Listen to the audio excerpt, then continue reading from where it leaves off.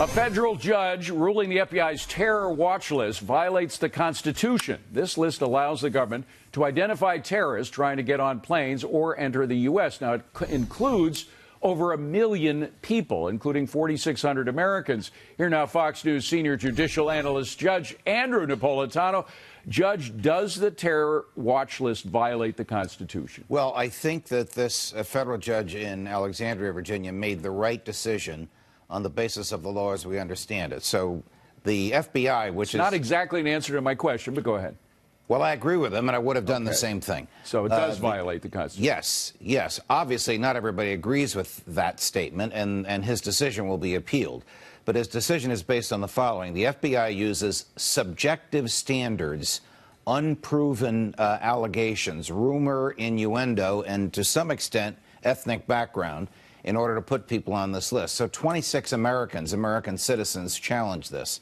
Some of them, as a result of being on this list, couldn't fly, couldn't get on a train, couldn't cross an interstate border. They were stopped trying to pay tolls at the George Washington Bridge, couldn't enter schools and couldn't enter hospitals, because what came out of this case is the fact that the FBI shares this list with local and state governments. So when the FBI tried to demonstrate the manner in which it puts people on here, it was so subjective the judge threw it out. The right to travel is a fundamental liberty. Supreme Court has said that since 1969. A fundamental liberty is in the same category as speech and thought and religion and privacy. That can't be interfered with by a secret list. It can only be interfered with by due process. You want to put somebody on there, you have to hold a trial, and they have the right to challenge it. Senator Edward Kennedy was put on the list 15 years after he made some statements in favor of the IRA and their then violent activities in Northern Ireland. It took him months to get off that list.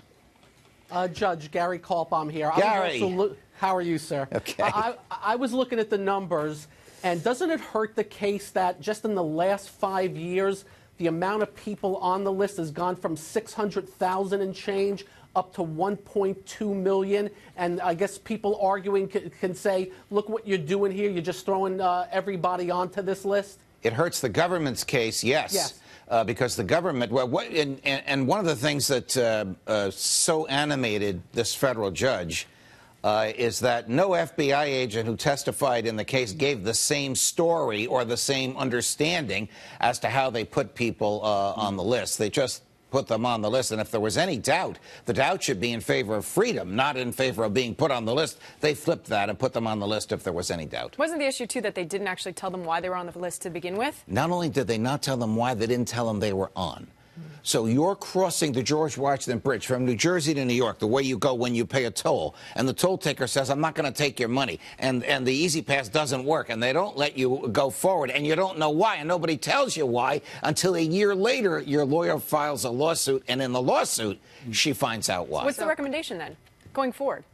The vagueness is there still. The government would have to have a trial, a jury trial, in order to put somebody on that list.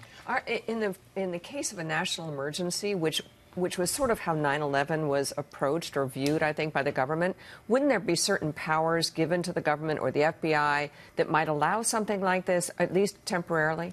No.